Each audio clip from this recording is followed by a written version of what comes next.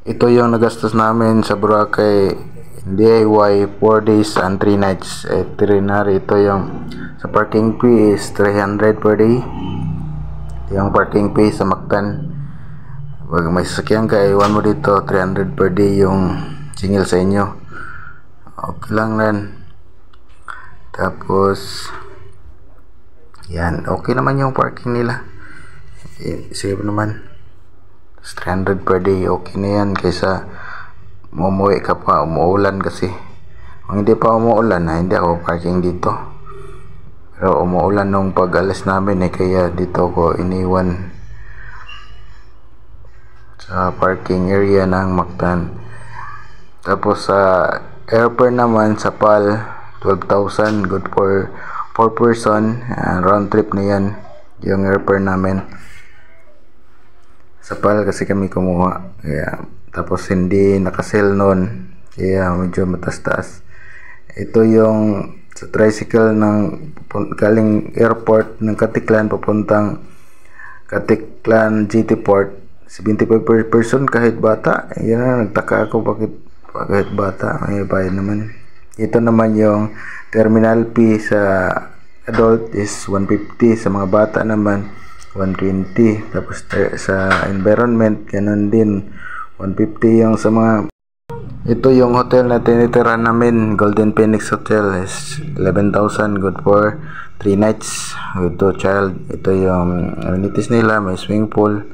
Okay din yung wala kasi malakas ang hangin ngayon, hindi kami nakaligo sa dagat, dito lang sa swimming pool. Maganda naman yung swimming pool nila, okay lang kaya dito. Yan, malinaw naman yung swimming pool. Kaya okay na okay tong hotel na to. Kasi pang bata talaga. Ito yung sa labas ng Station 2. Ito, yan, maalon. Kaya dito lang muna kami. Tapos ito yung pang bilihan ng mga souvenir. Pagdalhin mo doon sa inyo, dito ka bibili. Yan, kahit anong kuhan mo dito ka bibili.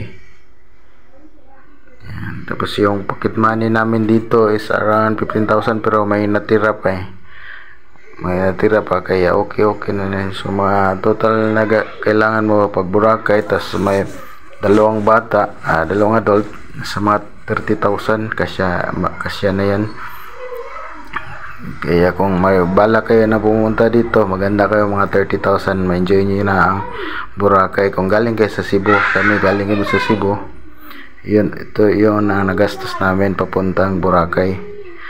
Yung yan, pauwi na kami dyan sa airport, tapos arrival ng Mactan. Kaya kung gusto nyo pumunta doon, mag-ipon muna kayo ng mga 30,000, okay na yan. Kasi may mga mura namang hotel doon. Kung hindi nyo gusto yung mga lalaking hotel, may maliliit lang naman, mura lang, may maraming mura doon. Tapos ang ganda naman doon, yung may mga kainan din na mura doon lang kayo kakain. Kasi pag doon sa mga mamahalin, magastos talaga doon.